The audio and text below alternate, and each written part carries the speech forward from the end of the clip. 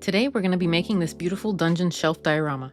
More specifically, I'll be showing you how I made some of the major components that I'm pointing at here, because some of the other details like the boxes and wall and floor detailing are covered in some of my previous videos, which I've linked below. Alright, let's get started. Like most of my diorama builds, I started with some XPS foam sheets, which in this case I kind of haphazardly glued on a few layers of on each side to create a recessed area in the middle that will later become a shelf. In the hopes of speeding up the process of making my brick lines, I try using my 1-2-3 block for this, being careful not to push the circle hole parts into the foam, since I don't want any circle indents on my dungeon bricks. And it works out surprisingly well. Then off camera, I texture the wall with a ball of foil, which you can see the full process of this in one of my previous videos, again linked below. Since I didn't carefully cut my foam wall pieces, I've got some gaps that need filling. So I bring out my dry deck spackling and it's completely dried out and completely unusable. Awesome! Since I like trying out new materials for new purposes they weren't intended for, I bring out my Das paper clay. Anyways, it's an air drying clay that feels very different to work with than polymer clay, and you can wet it with water if you need to smooth it out. Unlike polymer clay, which you usually need to smooth out with something oil-based or some alcohol. I'm looking forward to using this stuff for terrain as well, which again, it's not intended for, but it'll be fun to work with. After letting my Das clay gap filler dry for a day, I painted my dungeon shelf wall with some brown paint mixed with Mod Podge. And then I marked off on a sheet of wood the dimensions of my first shelf. While I struggled to cut my first wood shelf with this miter saw, let's look at one of the questions I didn't answer in my last video. How do you balance work and home life with your hobby? First of all, I'm lucky to have an incredibly supportive husband and daughter that always want to help me with ideas and improvements to my hobby, so I couldn't do this without them. And they also have their own independent hobbies that they enjoy doing. So often while I'm working on my crafts, which I actually do in my kitchen, which is next to our living room, we can all still socialize and listen to music together and or talk while I'm crafting. And that's why I do voiceovers for my videos, because otherwise you'd hear bits and pieces of unconnected conversations that we're having while I craft, and it would sound absolutely ridiculous and it wouldn't make any sense after I splice together my edits. I also do most of my crafting on the weekends, since that's when I have the most time to focus on it. During the weekdays, I usually only craft or work on my video edits for 1 to 3 hours a day, depending on what else is going on and how much time and energy I have for it. But the short answer is I work a little bit every day on my crafting hobby, and I'm able to do so while spending time with my family, which is really awesome and I'm super grateful for it. After struggling and literally sweating while sawing my 2 shelves to size, they fit nice and snugly in my diorama wall.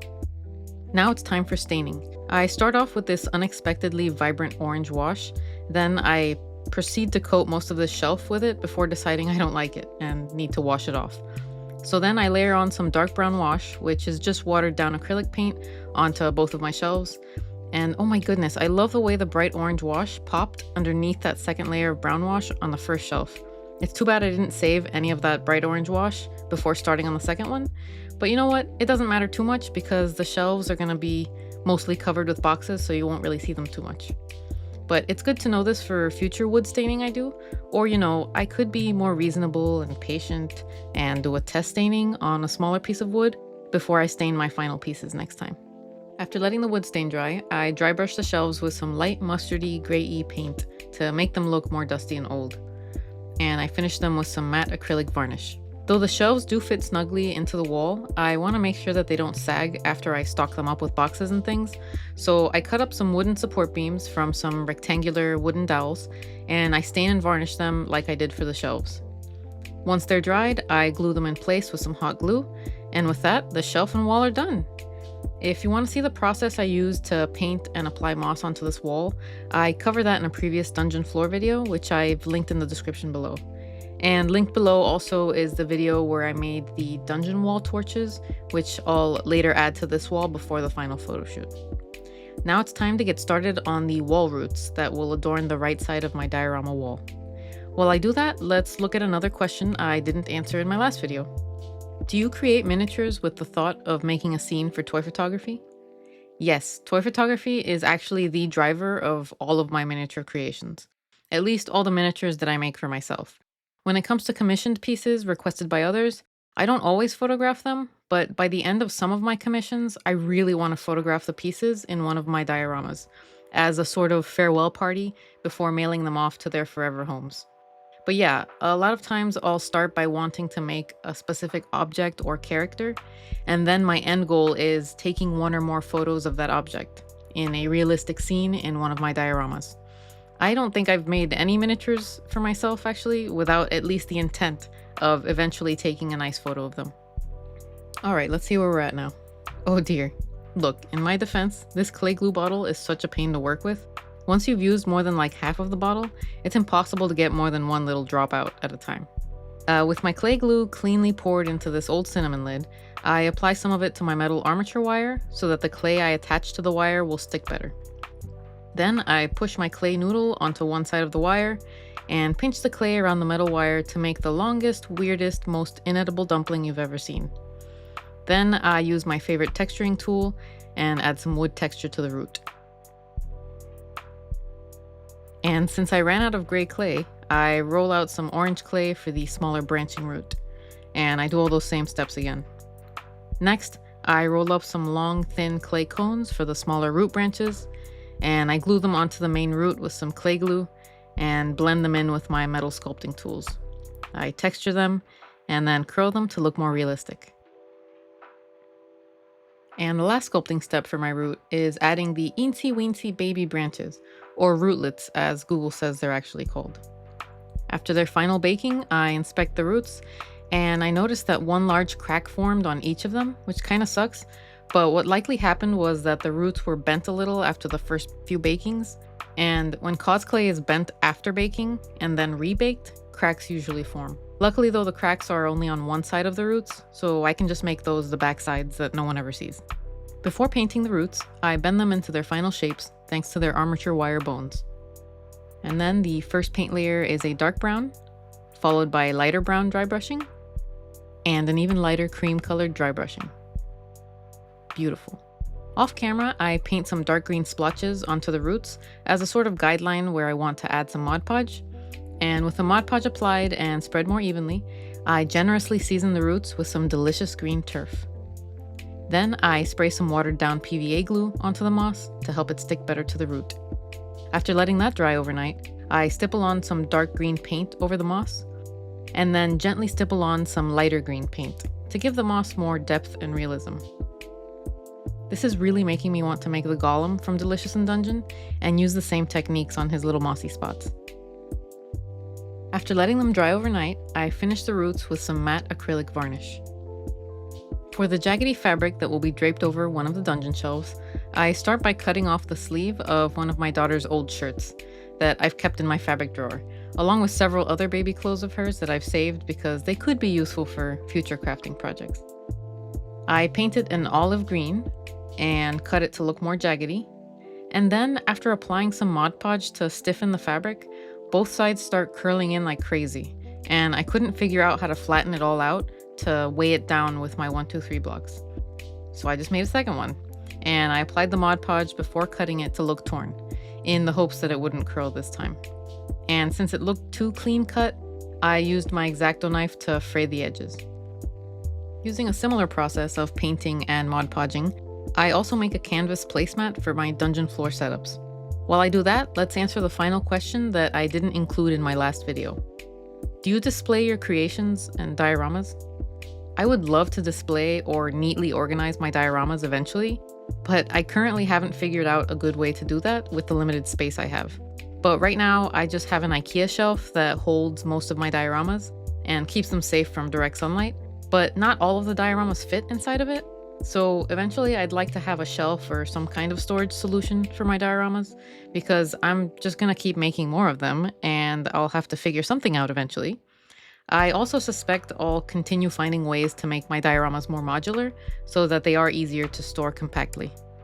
Since Halloween is my absolute favorite holiday, I had to bust out the fine Halloween china for today's snack.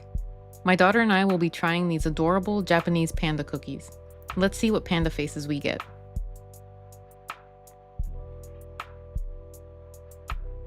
Oh my goodness, they're perfect for spooky season. Mine is like, I'm a spoopy stitched guy, and hers is like, oh no, I'm scared. Delicious. Since I wanted some more quick to make props for my dungeon shelf that weren't just more boxes, I decided to try making some vases. This time I'm using, I think this is super Sculpey clay. It's Sculpey one way or another. I decided to use this rather than cause clay since I don't need the vases to be flexible, because I don't suspect their shape lends itself to easily breaking. But please don't tell my Link Android that. After getting a rough vase shape going, baking it and sanding the top to be more even, I add a coil of clay at the top to give the vase a prettier shape. And since I thought it looked a little awkward if I left it like this, I added a second coil of clay underneath the first one, trimmed the excess, and then smoothed it out. You might be wondering, why is she using white clay for this instead of the original clay color? And the answer is, that's a good question. Then I start painting the vase, and I'm reminded why I usually start my pieces with the clay color that I want them to end up with, because this particular color took about 5 coats of paint before it fully covered the gray and white clay. After drying, my 2 vases get a cream dry brushing to make them look nice and dusty, and then a matte acrylic varnish to finish them off. And for my final dungeon props, I wanted to make a pitcher and some cups, since those would pair well with any future food setups I do. I start off by using this wooden thing as my mold for the body of the pitcher.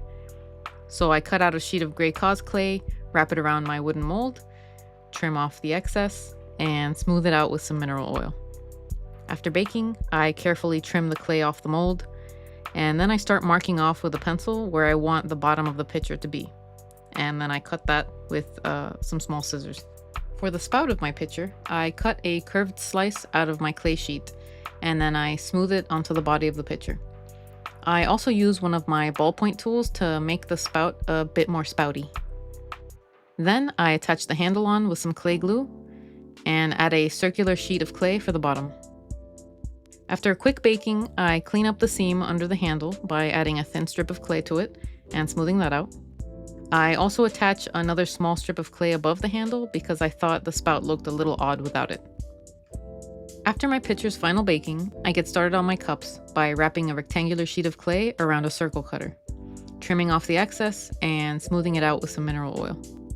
After baking, I trim my cup to its final size, sand the edges, add a handle and a bottom, and then repeat all of that 4 more times to complete my set of 5 cups. My pitcher and cups all get a nice coat of gunmetal acrylic paint, some light gunmetal dry brushing, and lastly some Mod Podge varnish.